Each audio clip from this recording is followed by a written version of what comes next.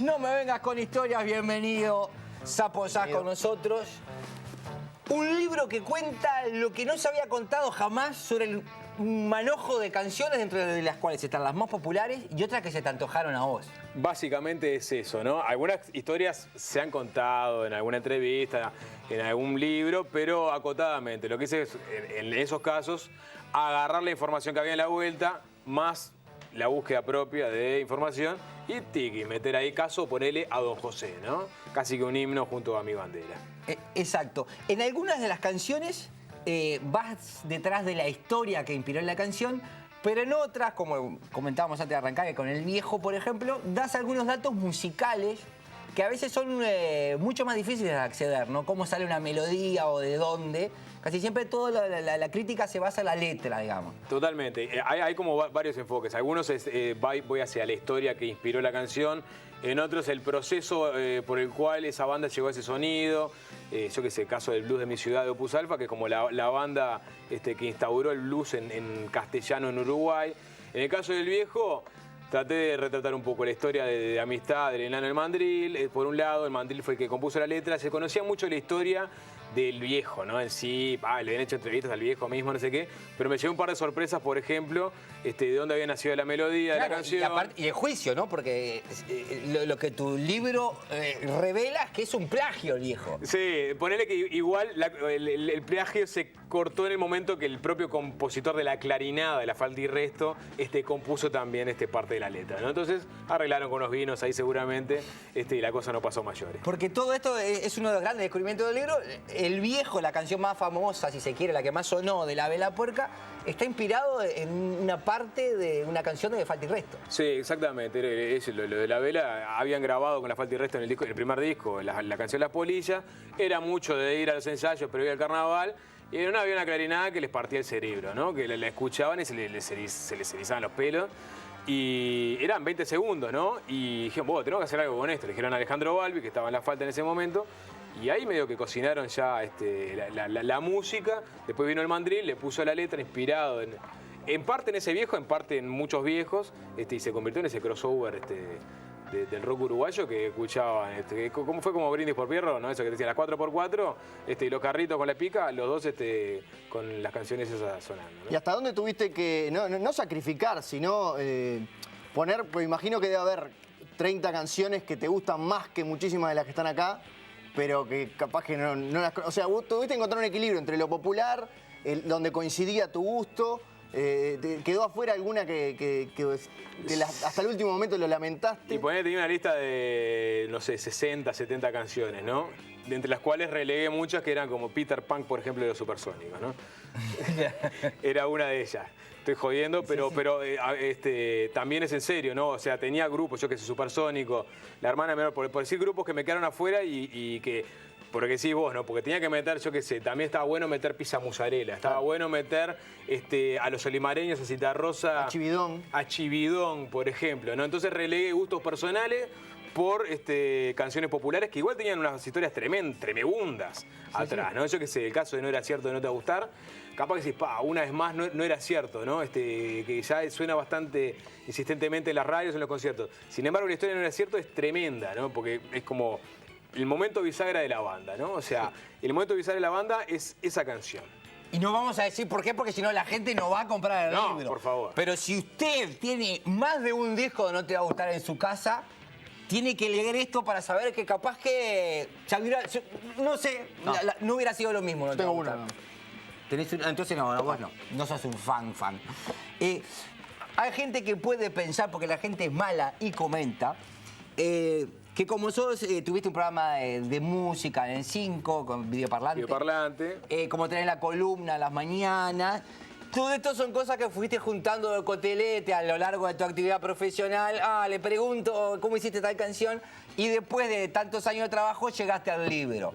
De ninguna forma, no es una colcha de retazo. Todo lo contrario, vamos a decir que un par de cosillas levanté. Suena tremendo, por ejemplo, la historia del que el letrista no se olvide, porque habíamos hecho una entrevista al Flaco Castro, contando, bueno, que eran las noches de la vaca, que era quien era Galear, Gamero, papá. El caso de Níquel lo birlé de la columna del 5, de Candombe ¿Qué Aduana. estás haciendo, Leo? Pero bueno, No, pero son 12 en 41. Claro. 12 en 41. El resto fue ir a encarar a los músicos o a la gente que conoció a los músicos. Citarrosa, por ejemplo, no puedes entrevistarlo, Darnold Jans, de algún otro caso más. Y a partir de ahí rearmar la historia de estas canciones. La historia de las bandas muchas veces porque ni siquiera había biografías de estos grupos y también las historias de las canciones. Y salpicaba también las historias de las historias, porque por ahí está esa cosa de en qué lugar estaba cuando te lo contó, en el bar. Bueno, sí. Hay un poco de eso también. Es como que quisiste salpicar de un lenguaje que no fuera tipo un informe, una Sí. monografía. Y sí, ponele que quería dar por lo menos la data básica de dónde fue que me encontré con... En casi todos aparece dónde me encontré con el músico, ¿no?